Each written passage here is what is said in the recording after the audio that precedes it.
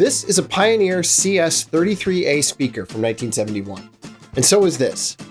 And this is a banana. Trust me, that'll make sense later.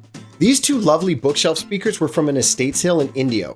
I was really excited to get them because they're in really beautiful condition. Unfortunately, this one on the left sounded really muffled and needed some TLC. So I'll show you what I did to fix it for less than $15. And also what the banana is all about. Stick around.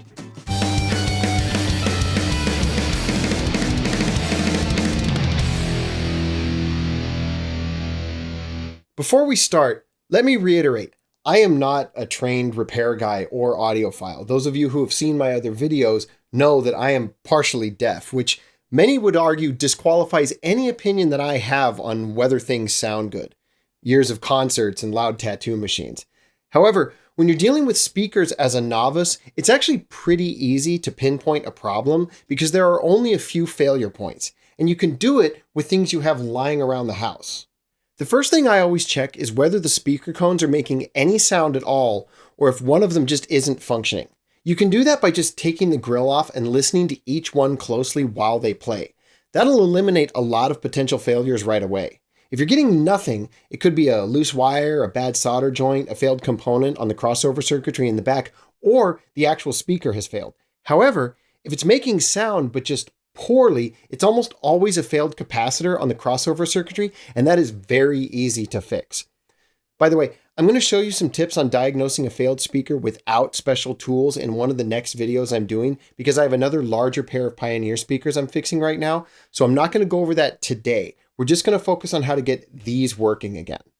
Now, fortunately for me, sound was coming out of the smaller driver. It was just quiet, which that meant I was going to have to replace the capacitors in the crossover. Now, that's a really easy job, and as I've said in previous videos, it's a great way to practice working on stuff like this if you've never done it before. It's actually kind of fun, and honestly, very hard to screw up. The only tools you need are a Phillips head screwdriver and a soldering iron. Well, okay, and the solder and the new replacement capacitors, but those are the only essentials. I also had a few extra tools that I used because I'm lazy, but they are not requirements. Things like a drill driver, a wire cutter, a wire stripper, and stuff like that. The crossover, for the uninitiated, is a little circuit in the back of most speaker cabinets that splits the frequencies that go to the speaker drivers. High frequencies go to the smaller tweeter, and the lows go to the larger woofer. The components you'll find on the board are usually capacitors, inductors, and sometimes resistors. They're easy to identify. Inductors have some manner of coiled wire, capacitors look like little soda cans, and resistors usually have little colored stripes on them. That's not always the case, but in most of the vintage speakers that I've seen, that's pretty consistently what they look like.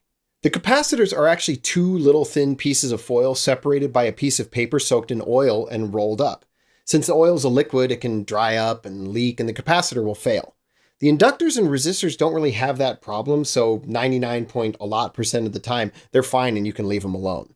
Now, these speakers are from 1971, so it shouldn't come as too much of a surprise that those little tiny aluminum cans of oil have dried up and don't work correctly anymore and have to be replaced. Now, there are two ways to approach this: the proper audiophile professional way or the cheap and dirty way, and I bet you can guess which one we're going to use.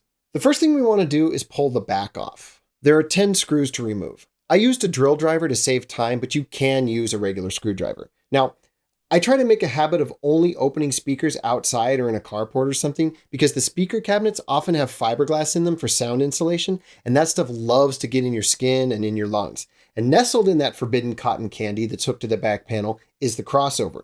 You can see the two shiny silver capacitors with numbers stamped onto them. The numbers indicate the capacitance value, measured in this case in microfarads, 10 and 4. So if you want to replace these correctly, you should get a decent audio quality capacitor for each of these. There are 4 total, 2 on each speaker. However, they can be expensive. Depending on how crazy you want to go, they can range from $4 or $5 with shipping all the way to $60 or more. Granted, that's an extreme case, but I don't want to spend that much for a repair. The thing is, this whole set of speakers cost a fraction of that. And if you're op shopping for speakers at estate sales, I'm guessing you probably don't want to spend that much either. Fortunately, there's a very cheap alternative. This is a bag of capacitors from Amazon. This is another bag of capacitors. And this is a banana. The bags were $6 each with free shipping, so we're going to use these instead. Crucially, they're non-polarized capacitors. However, there are a few caveats. The first problem with the ones that I bought was that their leads are radial, meaning they stick out the bottom, but the original caps are axial. They're also quite a bit smaller and the leads didn't reach. So I ended up extending a lead a little bit by soldering about an inch of wire onto one of the ends so that it would reach. The old capacitors are glued down to the paperboard, so desoldering them was going to be a pain in the rear. I decided to just clip the wires and peel them off. This is, after all, a quick and dirty fix. Because these are non-polarized capacitors, it doesn't matter which direction they go. They'll work the same, so you don't have to worry about getting them backwards. That does make things easier. However, polarized capacitors won't work right for this, so make sure you don't accidentally buy the wrong thing when you order them. I soldered the larger 10 microfarad capacitor on first, then hooked the smaller 4 microfarad cap on afterward. It was as simple as that. The hardest part was actually hooking the wire extensions on. I have a helping hands thing, but I wanted to show that it's possible to do this without it. Then it was just a matter of screwing the back panel into place. Full disclosure, I did check the capacitance of the caps I installed in the speakers beforehand. When you buy a $6 bag of capacitors, their actual value may vary quite a bit from what it says on the side. I picked up one of these cool little component testers and used it to find the two that had the closest values and used those so that the speakers would match. The old capacitors did not have a voltage rating written anywhere on them, and I can't seem to find any documentation that specifies it. The new ones had a voltage rating of 100 for the 10s and 50 for the 4s. These speakers are rated at 35 watts, which should be fine according to what I read online, but that's also assuming that these caps can handle as much power as they say. But with that in mind, I tested them with my living room amp, and I think they sounded good. It was a marked improvement. Now, you could stop there and consider these finished if you want, and they would be perfectly adequate. However, I want to explain why I went with the quick and easy fix that I used rather than getting fancy capacitors. These speakers aren't super high-end. They're mid-fi bookshelf speakers. They sound good, but not amazing. They're about on par with the realistic 7Bs that I showed a couple videos ago, maybe slightly better.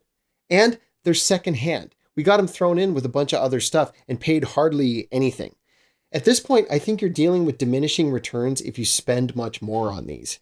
You might be able to eke out a slight increase in quality, but only at a significant increase in cost. Whether it's worth it, I'll leave that up to you. Now, I know you're wondering about the whole banana thing, so let's take a tour of these speakers and settle that mystery, huh?